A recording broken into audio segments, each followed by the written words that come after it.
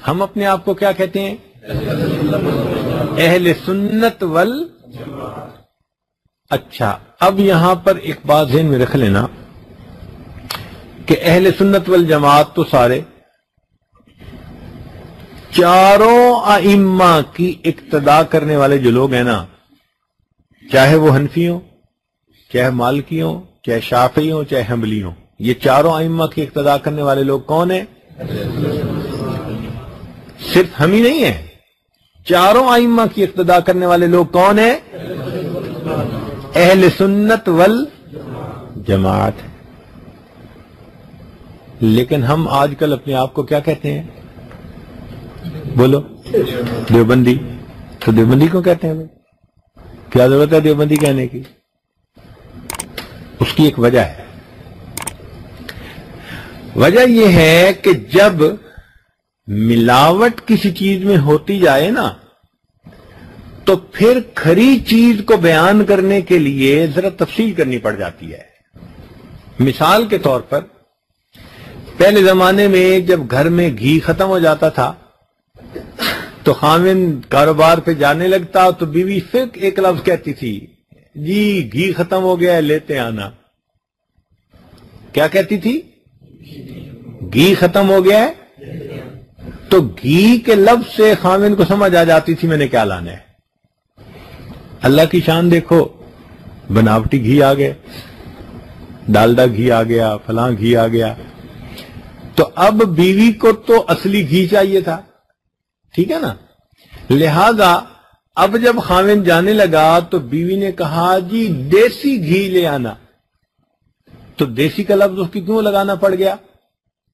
نکھار کرنے کے لیے۔ پہلے تو گھی کہتی تھی، اب کیا کہنے لگی؟ تو بھئی دیسی کا لفظ کیوں لگایا؟ تاکہ کھوٹے اور کھرے کے درمیان، اصل اور نقل کے درمیان امتیاز ہو سکے۔ اب اس کو یہ لفظ لگانا پڑ گیا، یہ مجبوری تھی اس کی۔ تو اس نے خاوند کو کیا کہا؟ جی کیا لے آنا؟ دیسی گھی لے آنا۔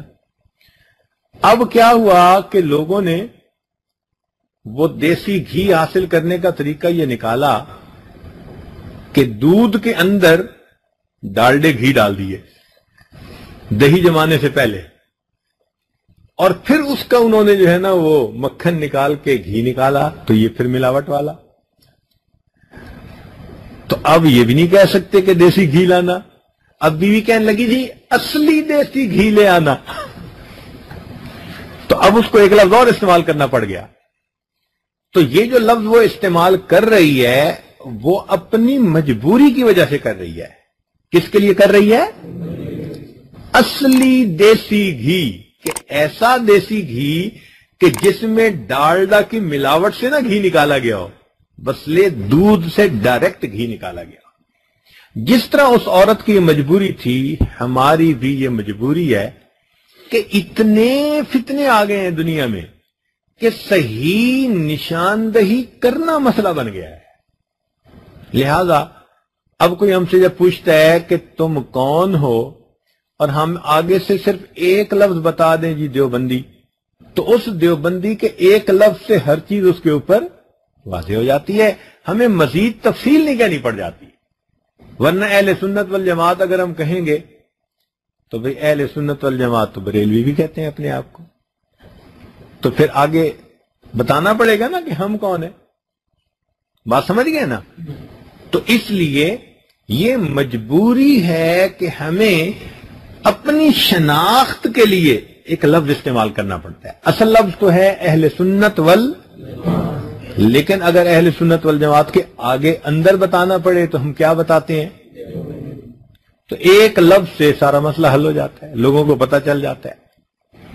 اچھا، یہ ذہن میں رکھنا کہ بریلویوں اور دیوبندیوں کے درمیان اعمال کا فرق نہیں ہے، عقائد کا فرق ہے۔ فقہ ان کی بھی وہی جو ہماری، وہ بھی امام ابو حنیفہ رحمۃ اللہ کی اقتداء کرتے ہیں، ہم بھی انہی کی اقتداء کرتے ہیں، لیکن ہم جو اقتداء کرتے ہیں وہ اعمال میں، ہمارا فرق ان کے ساتھ ہے اعتقادات میں۔ دین کے تین حصے ہوتے ہیں، ایک اعتقادات، ایک عبادات اور ایک معاملات. پہلے اعتقادات، دوسرا اور تیسرا. تو اعتقادات میں فرق ہے. اب اعتقاد میں کیا فرق ہے؟ سب سے بڑا فرق یہ ہے کہ وہ نبی علیہ الصلوۃ والسلام کو نور مانتے ہیں. تین جو بنیادی فرق ہے. کیا کہتے ہیں نبی علیہ الصلوۃ والسلام کے بارے میں؟ ان کو نور مانتے ہیں. اب نبی علیہ الصلوۃ والسلام کو نور ماننا یہ غلط عقیدہ ہے. اس کا مختصر سا جواب، بہت چھوٹا چھوٹا جواب کہ جس میں آپ کو بحث میں نہ پڑنا پڑے. اگر کسی کو آپ نے سمجھانا ہو تو یوں سمجھانا کہ جی مخلوقات میں سے سب سے زیادہ اشرف کون ہے؟ اشرف المخلوقات کون؟ بتائیں بھائی، پھر بتائیں اشرف المخلوقات کون؟ تو بھائی فرشتے بنے نور سے، جن بنے نار سے، آگ سے، ایسا ہی ہے نا؟ اور انسان بنے تو اشرف المخلوقات کون؟ پھر بتائیں اشرف المخلوقات کون؟ تو اگر نبی علیہ الصلوۃ والسلام نور ہیں تو پھر اشرف المخلوقات کس کو ہونا چاہیے تھا؟ تو پھر انسان کو تو نہیں ماننا چاہیے.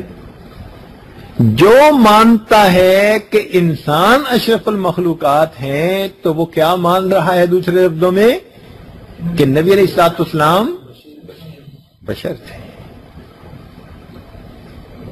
سید البشر تھے.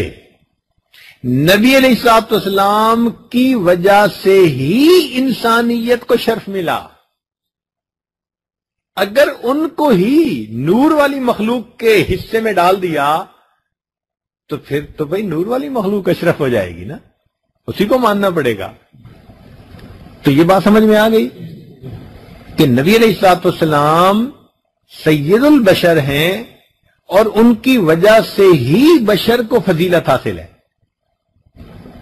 یہ بات سمجھ میں آ گئی. لہذا آپ نور نہیں، آپ کیا ہیں؟ لیکن اس بات کو کرنے میں کئی مرتبہ لوگ بے ادبی کے مرتکب ہو جاتے ہیں. یہ بات ہمیشہ ذہن میں رکھنا. نبی علیہ الصلوۃ والسلام کے بارے میں جب بھی بات کرنی پڑے ہمیشہ ڈر کے ادب کے ساتھ کرنا. ان تحبط اعمالکم وانتم لا تشعرون. اللہ فرماتے ہیں اگر میرے محبوب صلی اللہ علیہ وسلم کی آواز سے تمہاری آواز اوپر ہو گئی، تمہارے کیے ہوئے عملوں کو ہم ضائع کر دیں گے، تمہیں پتہ بھی نہیں چلے گا. اس لیے اول تو اس ٹاپک پہ بولے نا، لیکن چونکہ طلباء ہیں ہو سکتا ہے کوئی بندہ پوچھے مسئلہ اور بتانا پڑ جائے، تو بہت ڈر کے اور گھبرا کے بات کرنا اور ادب سے بات کرنا. تو نبی علیہ الصلوۃ والسلام کیا ہیں؟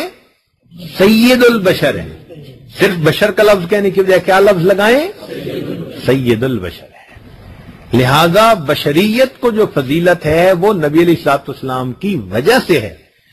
اگر آپ صلی اللہ علیہ وسلم ہی کو مان لیا جائے کہ آپ نور کے بنے ہوئے تھے تو پھر تو افضلیت کہاں چلی گئی؟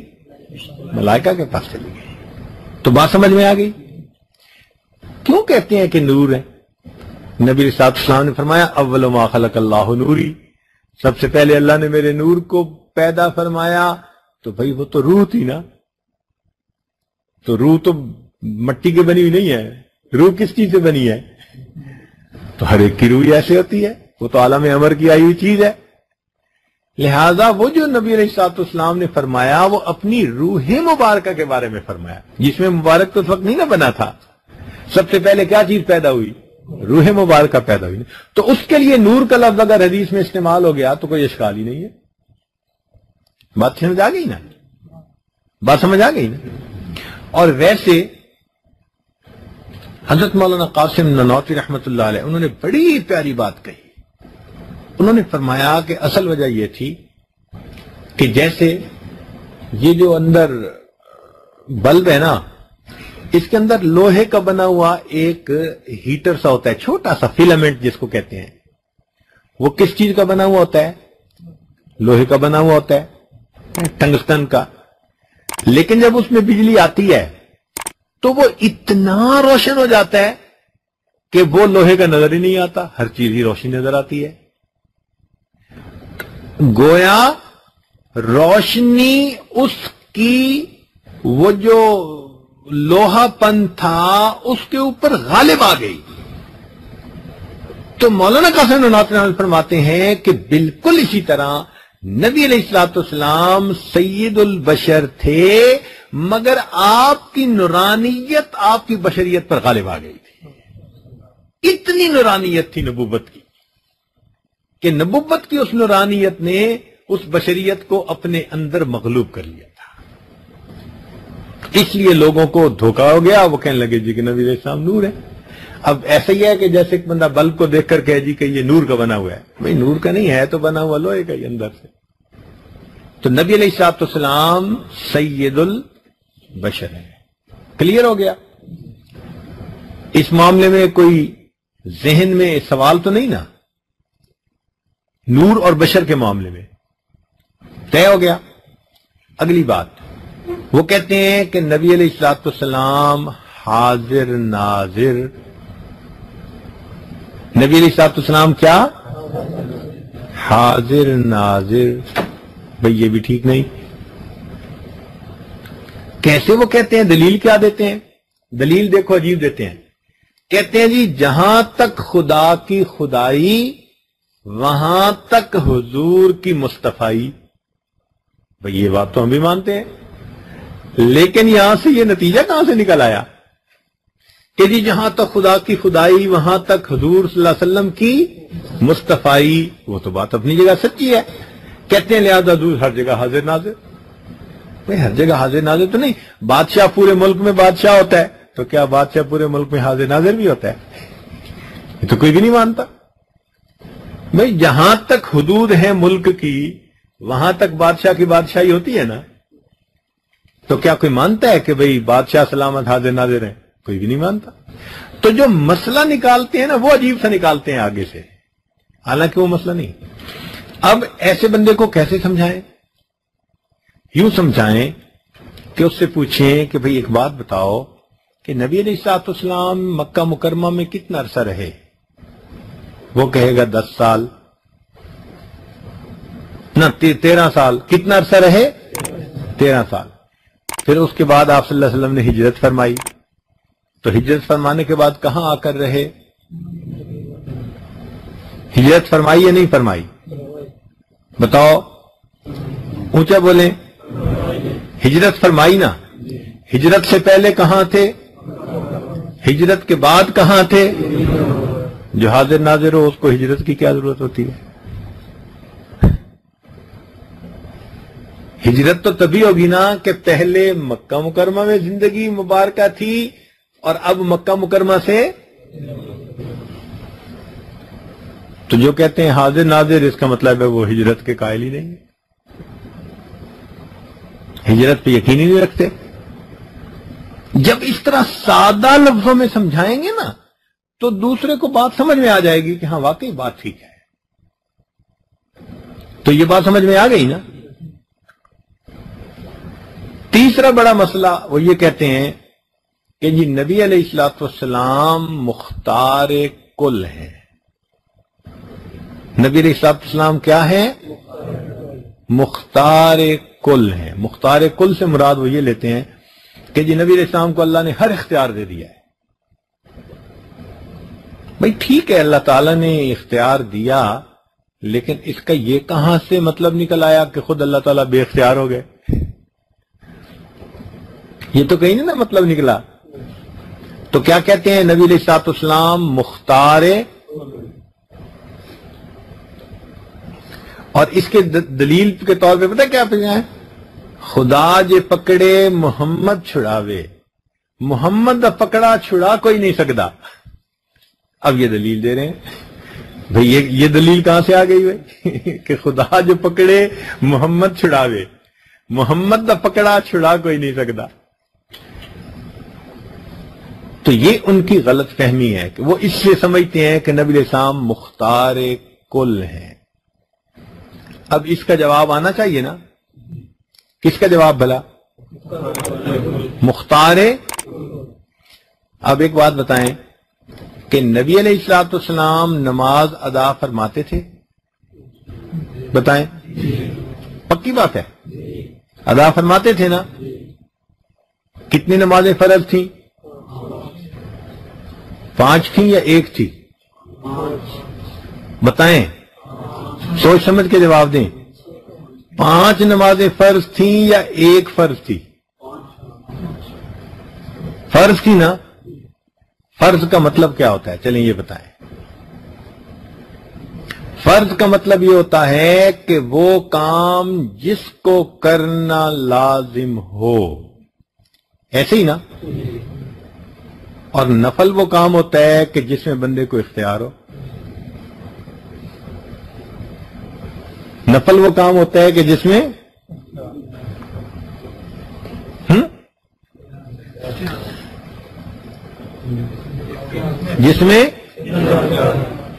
اختیار ہو۔ نہ کرنے والے کو اختیار ہو، چاہے تو وہ کرے اور چاہے تو وہ نہ کرے۔ تو نبی علیہ السلام پر جو 5 نمازیں تھیں یا چھٹی تہجد کی نماز تھی، یہ نمازیں کیا تھیں؟ تو فرض میں اختیار ہوتا ہے، تو مختار کل پھر کیسے ہوئے؟ بات سمجھ رہے ہیں نا؟ یا تو اگر مختار کل مانتے ہیں تو کہیں کہ نبی علیہ السلام نفلی نمازیں پڑھتے تھے، نماز فرض نہیں تھی۔ اور اگر کہتے ہیں کہ جی فرض نماز تھی تو پھر اختیار نہیں تھا نا؟ بات سمجھ آ گئی کہ نہیں آ گئی؟ تو مختار کل والا مسئلہ بھی حل ہو گیا۔ ایک طالب علم نے یہ سوال پوچھا ہے کہ جی دلیل وہ یہ دیتے ہیں کہ نبی علیہ السلام کا سایہ مبارکہ نہیں تھا۔ سایہ مبارکہ کا نہ ہونا، اس سے کوئی نور کا ہونا تو ثابت نہیں ہوتا، اس لیے کہ سایہ مبارکہ تو بادل کی وجہ سے بھی، چونکہ اکثر اوقات نبی علیہ السلام کے سر پر بادل سایہ کرتا تھا۔ اور ہم یہ کہتے ہیں کہ اللہ رب العزت نے اس سائے کو اس لیے نہ بنایا کہ کہیں کسی امتی کا پاؤں سایہ مبارک پہ نہ پڑ جائے۔ اللہ کو اپنے حبیب سے اتنی محبت تھی کہ کوئی بے ادبی کا مرتکب نہ ہو جائے، ورنہ جوتوں والے پاؤں سائے پہ آتے تو کیا ہوتا؟ اس لیے اس سے یہ دلیل بنا لینا کہ نبی علیہ الصلوۃ والسلام نور ہیں، یہ تو کہیں سے سمجھ میں بات نہیں آتی۔ تو ایک کہتے ہیں کہ نبی علیہ الصلوۃ والسلام نور ہیں، اس کی دلیل بھی آپ کو سمجھ لگ گئی کہ آپ صلی اللہ علیہ وسلم سید البشر ہیں۔ اور دوسری دلیل کہ نبی علیہ السلام حاضر ناظر ہیں، تو ہجرت کے مسئلے سے یہ بات بھی سمجھ میں آ گئی کہ حاضر ناظر نہیں ہے۔ تیسری بات کہ مختار کل ہیں، تو فرض نماز کے مسئلے سے یہ بات بھی سمجھ آ گئی۔ اور چوتھی بات کہتے ہیں کہ نبی علیہ السلام عالم الغیب ہیں، نبی علیہ السلام عالم اور پھر یہ بھی نہیں کہتے کہ عالم الغیب ہیں تو یہ علم کلی ہے یا جزوی ہے، کہتے ہیں کہ علم غیب ذاتی ہے، کلی ہے۔ یہ مزے کی بات ہے۔ دیکھیں بھائی، جو علم نبی علیہ السلام کو ملا وہ کس نے دیا؟ قرآن کہہ رہا ہے وَعَلَّمَكَ مَا لَمْ تَكُنْ تَعْلَمْ، تو معلوم ہوا یہ ذاتی۔ تو اگر کوئی کہے کہ ذاتی ہے تو ہم قرآن کی آیت بتائیں گے کہ اللہ فرما رہے ہیں وَعَلَّمَكَ مَا لَمْ تَكُنْ، جو آپ نہیں جانتے تھے اللہ نے آپ کو بتایا، اللہ نے آپ کو بتایا۔ اللہ اکبر۔ تو معلوم ہوا کہ ذاتی نہیں، یہ اللہ کی عطا ہے، اللہ کی دین ہے۔ اور دوسری بحث رہ گئی کہ کلی یا جزوی، تو ہم کہتے ہیں کہ جزوی تو علم اللہ نے دیا۔ دلیل وہ کہتے ہیں جی نبی صاحب نے قیامت کی نشانیاں بتائیں، آنے والے وقت کی باتیں بتائیں، غیب کی خبریں بتائیں۔ بھئی غیب کی خبریں بتائیں تو اللہ نے جو بتائیں وہی آگے بتائیں۔ تو اگر جزوی طور پر اللہ نے کچھ بتا دیا تو یہ تو نبوت کے منصب شان کے مطابق ہے۔ باقی یہ بات کہ کوئی کہے کہ جی کلی علم تھا، تو کلی علم تو نہیں تھا۔ دیکھیں اللہ تعالیٰ قرآن مجید میں فرماتے ہیں کہ اے میرے پیارے حبیب، وما علمناہ الشعر وما ينبغي له، اور ہم نے ان کو شعر کا علم نہیں دیا اور وہ آپ کی شان شان بھی. تو شعر کا علم نبی علیہ السلام کے پاس تھا؟ تو جب علم نہیں تھا تو کلی کا لفظ بھی استعمال نہیں کر سکتے. تو علم غیب کے بارے میں جو دو لفظ استعمال کرتے ہیں کہ کیا تھا، ذاتی تھا، اس بارے میں بھی آیت مل گئی، اور جو کہتے ہیں کلی تھا تو اس بارے میں بھی وما علمناہ الشعر، یہ بھی آیت بتا رہی ہے. تو معلوم ہوا کہ اس معاملے میں بھی پتہ صاف ہو گیا. تو یہ چار بنیادی مسئلے ہیں. اس چار کے بعد جو باقی ہیں نا وہ چھوٹی چھوٹی باتیں ہیں اور بے وقوفوں والی باتیں ہیں بیچاروں کی. وہ کوئی عقیدے کا کوئی ایسا مسئلہ نہیں ہے اس میں. اب دیکھیں، کہتے ہیں جی کہ ہم نے 11ویں شریف دینی ہے. بھائی اصل میں جو 11ویں یہ ہوتی ہے وہ اللہ کے نام کا صدقہ دیا جاتا ہے. اللہ کے نام پر صدقہ دے دو بھائی، اور اس کا ثواب کسی بزرگ کو پہنچا دو، اتنی سی بات ہے. تو بھائی اس کو تو ہم بھی مانتے ہیں. اس میں جو قباحت ہے نا وہ یہ ہے کہ تاریخ متعین کر لیتے ہیں اور چیز متعین کر لیتے ہیں، اور نمبر 3 کہ یہ عقیدہ رکھتے ہیں کہ جو نہیں دے گا اس کو سزا ملے گی. یہ 3 چیزیں اس چیز کو حرام کر دیتی ہیں. اگر کوئی مہینے کے 30 دن صدقہ کرے تو اس کو اجازت ہے. 11ویں کیوں ضروری ہے بھائی؟ 10ویں کو کرو، 12ویں کو کرو، 13ویں کو کرو، تم متعین کیوں کر لیتے ہو؟ نتیجہ یہ ہوتا ہے کہ آج لاہور میں 11ویں کو دودھ ہی نہیں ملتا چائے پکانے والوں کو. تو تاریخ کا تعین یہ بھی ٹھیک نہیں. بات سمجھ گئے نا؟ پھر چیز کا تعین کہ جی کھیر ہی بنانی ہے، تو بھائی کھیر ہی کیوں؟ آپ اگر پلاؤ بنائیں مرغی والا تو انشاءاللہ کھانے والے اس کو کھائیں گے. اور تیسرا جو نہیں کرتے ان کے بارے میں یہ عقیدہ رکھنا کہ نہیں کریں گے تو ہمیں نقصان ہوگا، ہمارا نقصان ہوگا، یہ ٹھیک نہیں ہے. اگر یہ 3 چیزیں درمیان میں سے نکل جائیں تو ایک بندہ دن میں 10 دیگیں پکائے، اس کو 10 کھانے کی اجازت ہے، اس میں کیا؟ کیونکہ اصل مسئلہ تو ایصال ثواب ہے نا. ایصال ثواب تو جائز ہے، مگر اس ایصال ثواب پر جو یہ 3 شرطیں لگا دیتے ہیں وہ شرطوں کی وجہ سے وہ ناجائز بن جاتا ہے. بات سمجھ آ گئی؟ تو اس قسم کے چھوٹے چھوٹے ان کے ساتھ مسئلے ہیں.